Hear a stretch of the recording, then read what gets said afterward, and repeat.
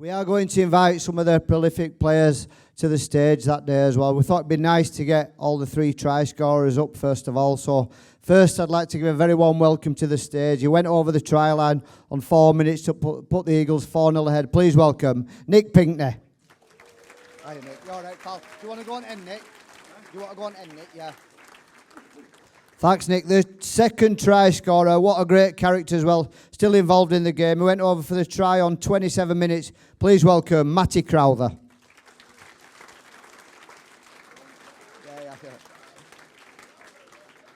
Straight from his job as a referee at the Crucible as well. Good to have him here with us tonight.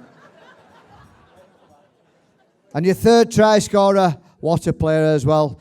Made an impact off the bench, went over for that try. A long range try from 3 inches out as well, powered over. Please welcome Rocky Turner, Darren Turner.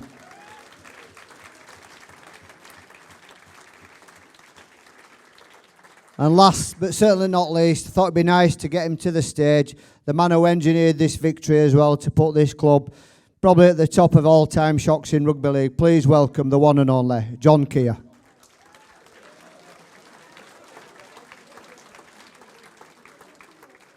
And we just had an emergency then. Rocky realised he'd forgot his lager, so we're all sorted now.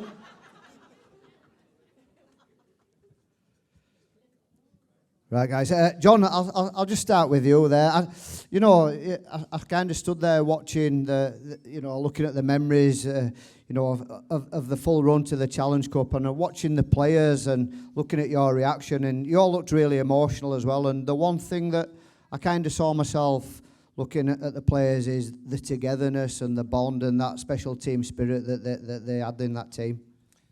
And it's still here, isn't it?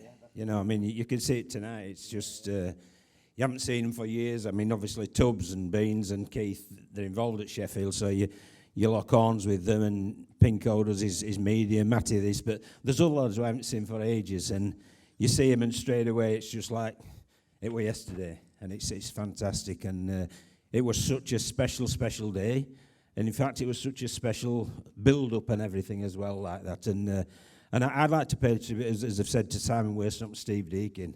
They were absolutely sensational in helping them prepare, because we started this right in pre-season. Simon Weston was years ahead of his time as a conditioner, and Steve Deakin was very, very clever indeed. And we planned pre-season. This was always in mind, and I mentioned to the players that we'd do this. I don't think they believed me initially, but as the campaign went on, they certainly believed me. And you've only got to see how they played on that day. That was one of the great sporting performances of all time. Absolutely, John, as well.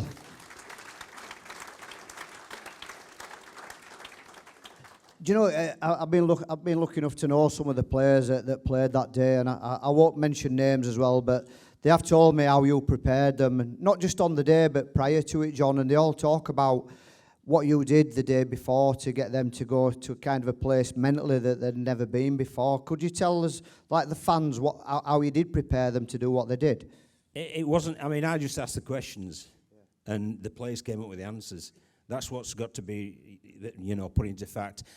I thought the questions were good, but the answers were absolutely outstanding, and they were so emotional and so moving. And you know full well, no matter what was going to happen the next day, everything would be left out on that field. And they spoke about the families, they spoke about the town, the city, they spoke about the club, and also they spoke about their own personal pride. And you just knew full well we were going to play well. And we were a good team. It really ticked me off. Wigan were great, but it really ticked me off that we didn't get any respect whatsoever. Beans and myself used to go to all the press conferences, and all we did was eat sandwiches at the end of it because nobody asked us any questions. Yeah, we were like spare parts there, but it just fired and fired and fired. And you knew full well with Beans leading them, he led by deed. Tubby really was a clever player, and he organised the team there, and everybody knew the roles, and they just put it into practice absolutely perfectly. And I couldn't be prouder, and it's a great night. Absolutely, yeah. I am going to bring in the try scorers very shortly as well, but I think I watched the game, I watched it in its entirety, and I think you look at your team, John, and that front row, and they're all here tonight. I think they were just incredible. Paul Broadbent, captain, led by example, and Dale Lawton, who was just what an unbelievable character, and Johnny Lawless, my friend from Halifax. No one knows where Dale's gone now again, really, but they give you the platform for that victory, I think. Yeah, and don't forget Rocky as well. I mean, it was. I were going to get to him as well. He's staring at me quite aggressively. But it was a ploy that we used to bring Rocky on. After Johnny had been there. But you just knew full well. You knew it were 8 out of 10 every week. So I forgot about him. I just knew he was going to play well. And Johnny and Rocky would do their job. And Cushy out there, Dale, he's just. If you said there's a wall there, run through it. He wouldn't ask you why, he'd just do it and demolish it. So we're happy with that. So. It looks like he's done that a couple of times as well, to be fair, don't he? Like, you said that. No, don't get me in trouble. I want to bring some try scorers in now. Nick Pinkney, great. Thanks for joining us tonight, Nick, as well. I think the reaction you got when you walked to the stage kind of said what the Sheffield Eagles fans think about you. But can you just talk us through that try? Because you watch it and you went from one side of field right back to the other as well. I think you targeted. Did John kind of target Jason Robinson in the build-up to the game with the kicking? Well, yeah, it was one of the areas where we looked at. We knew Jason was vulnerable because of his height. Yeah. But the kick was from Tubby was pinpointed. It had Jason going backwards, which you can't jump when you're moving backwards. It gave me and Feto a good opportunity to get at him, and luckily enough, we just came up with the play. It was just that, and it was a perfect start to the day, perfect start to the game. But it was just one of many plans that maybe we put together for that day, and it come off, in that moment. I know when you speak to John and he says the players had that belief, but I suppose when you are playing a team like Wigan, what kind of point in the game do you almost think we are going to do this as well? Because you get an early start like that, a dream start 4 minutes in. Which point do you actually start thinking we are going to do this? Probably about 80 minutes, I'd say. Look, Wigan was. We knew Wigan was a tough team to play against. We knew we had it all on. Everything we had to do was perfect, and we did. I think we pulled off one of the best performances that I've ever been involved with as a player. Just from minute one, we just had them. They just didn't know what to do. We basically locked them in. Our completions were so good. Our kicking game was great. Our chase was great. They just didn't know really what to do about it, and we put them under so much pressure that they started to panic a little bit. So, and we just kept going about our business. There's so many players in here that probably could be sat here and talking about this performance. But yeah, I mean, we scored, luckily enough, but the performance was built on the hard work of a lot of other people out there, and not just on that day, just the months leading up to that as well. So, just incredible day, fantastic memories for ourselves. It is, Nick, as well. Do you know, when you said we could have got any players up here, we decided that, I thought it'd be better for the fans, particularly the ladies, that we got a couple of the lookers from the team as well. So we thought we'd get yourself and Matty, obviously, and then we thought a bit of ruggedness with Rocky as well, just to spread it out a little bit as well. But when you look at Johnny Lawless, who's like a really good friend of mine, is it sad when you look at him and see how he's let himself go like that at this kind of stage of his life? Well, I was on the same, wasn't we? Because they've gone bald, you can't tell how old they are. Those lads, we've gone grey, all them fellas, they're nice and shiny, nobody knows.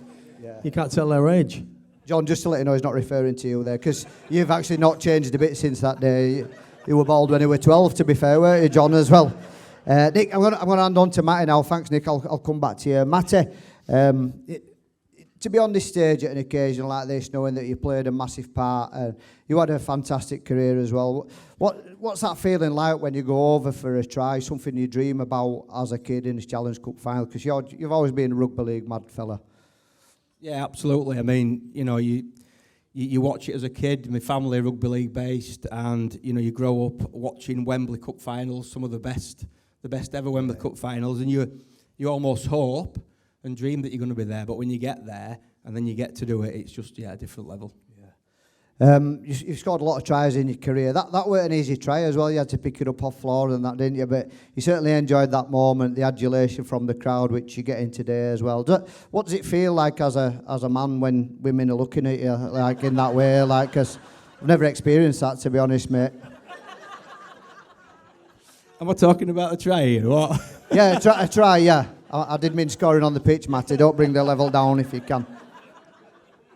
No, joking aside though, we're speaking about the final, but sometimes you almost forget how you got to the final as well. You had some tough games and that, and just watching that footage there, the semi-final, and that moment where you think you've actually won and the game's carrying on, and it's almost as if some people didn't realise, but what's going through your mind there when you track back and you tackle Steve Blakely? Because if you don't do that, you've not got to the final. Well, I think, first of all, John were an instigator in playing for 80 minutes, every single game. And he instilled that in us. I think if you saw the footage at the end, I think there were me and Pinko, flying back from both wings. So, we were almost switched onto it and ready for it, to be honest.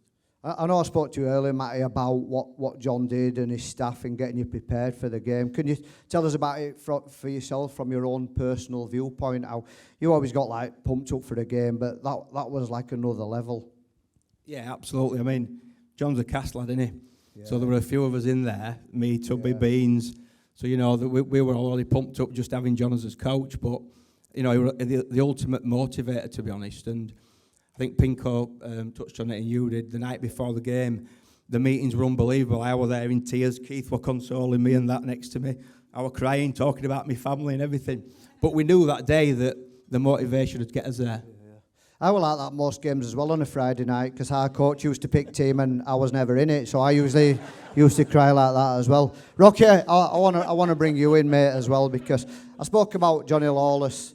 And Johnny, great player, and you and him, the way John worked you both, the way he switched you, it did work, didn't it? But talk us through, what's it like when you're on the bench to start with, knowing that you're going to come on and all you want to do is make a massive impact, which is what you did? Well, John gave me that key earlier that year. Johnny played for England, so I was a bit upset, come from Siddle. I hate Siddle, I'm from Huddersfield. Hated him, but Same here, mate, as well. I hate him as well. But he's ended up being my best friend. I know I had to get on. John gave me a bit of a free thing. Just go get out there, try my best, and I did. I normally go on slightly before that, about 30 minutes, 35 minutes. Then I'm at half time going, he's forgot about me. But JK, being the manager he is, as I'm walking in, gets my arm round me, says, "Your second half's yours." So I don't watch the game a lot. I've seen it tonight, obviously, a couple of times, but probably get on about 50 minutes. I'm always going to go, something I've done previously, and took Beans' back legs out. Yeah, he did, yeah. And did it, but something as a junior. I'm from Meltham, so it's a little working class town, Huddersfield. All I've ever wanted to do is play at Wembley, and luckily enough, I played under 11s for Huddersfield. All I wanted to do to go back and did it, and quite emotional to be fair. Thinking tonight, it's my mum's favourite day because my uncle's there and my nephew, and she sees her son playing at Wembley, which I've always wanted to do. Could see that, mate, as well. Could see what you mean. It means a lot. Brilliant. Nice to hear that as well. And John, I'm watching your reaction when they're talking, and it's almost like they're part of your family. These, you can see that you look emotional as well. Yeah, they're my lads. Yeah. And the bond's so special, really is. We've had a few drinks after that on this day. This is a special one with this big dinner. But every time you come back together, you just look at each other. You look in the eyes, and we can look in each other's souls. And we know we shared something special. And, the fans who were great and everybody else who were great, but they didn't experience what we did. And we're very fortunate people to do that. And I'm a bit jealous of these fellas because, it's great being a coach, but best thing to do is to play. And these fellas played on there, and they brought the bacon home, and they were tremendous. They certainly did. Thanks, John.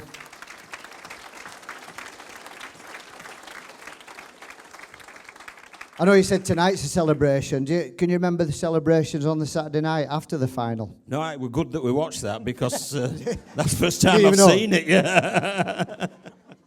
What about you, Nick? Can you remember? Everyone says that I never played in any big finals like that or anything, but every time you speak to a player, they just said it almost goes in a flash. Can you remember everything? And can you remember the celebrations with your teammates in the evening? Was the wife down there laughing because to be fair, I had to mark Jason Robinson, and I mean, that was exhausting in itself, I've got to say, but all I wanted to do was go to bed, if I'm honest with you, Pete. Yeah, I was knackered. Absolutely knackered after the game. I know these boys partied all night, but I think I went to bed quite early. I was absolutely bollocks, to be honest with you. And I mean, I didn't have to do that much, but just watching them all day was an hard enough in itself. And look, it was an incredible day, and I know these boys partied hard for about a week and a half afterwards. So, no, I'm not a big drinker, Pete, to be honest with you, but I'm sure Matt has got a few short stories for you if you want to ask him. He's looking a bit sheepish, to be honest, here. Yeah, anyway. One thing they say as well about any player that's played at Wembley, they just say they all seem to tire really quickly, and they say it's like physically draining, but they say it's like mentally and emotionally draining, the whole build up to it. And some players, they seem to tire really, really quickly in a game.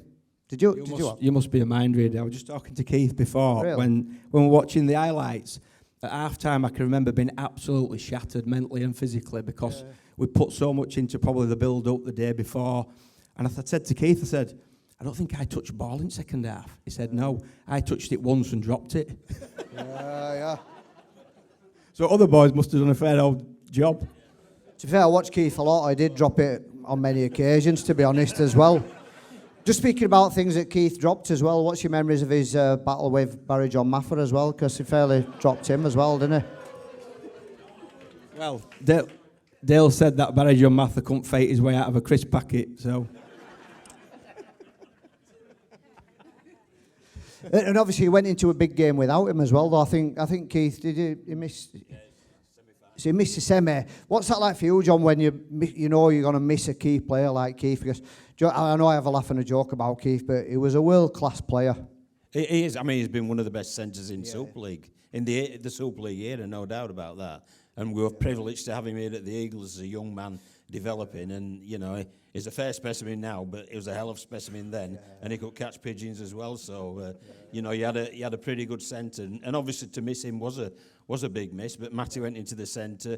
Bright Sodgy came onto the wing, did a great job. And that's what all the players allude to. It wasn't just about the lads who took the field of play. It was everybody else as well. And one of the things that, you know, I feel guilty about really, and I've carried it with me for 25 years, is I didn't get poor old Linton Scott onto the field. And the first thing I did after the game, I went up to him and I apologised, and he said, don't worry about that, I've got this, and he had his winner's medal.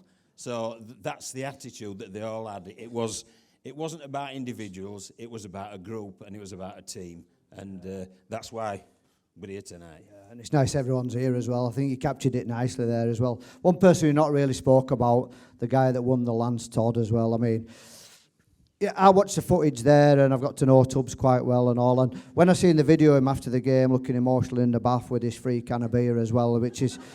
the thing I noticed about him, John, were his teeth. You know what I mean? He has improved quite a lot since he's been to Turkey, and I don't know if it's the best look and that, but he is Mr. Sheffield Eagles, some character, Tubbs. He is. And, yeah, too right.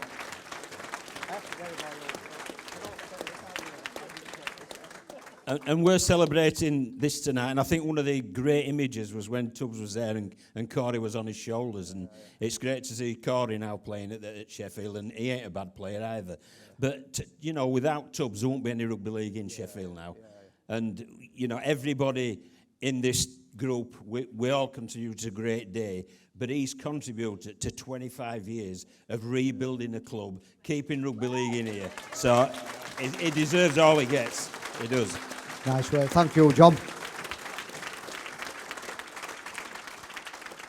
I've got to wrap this bit up. I'm really enjoying it as well. I know I'm a bit cheeky, but it's a massive honour to be on stage and massive honour to be here as well. And I just thought, before these take from the stage, we're going to chat to some of the players. I'm going to give you, the fans, the opportunity. But I didn't know if anyone out there has got a question they want to ask before these guys leave the stage.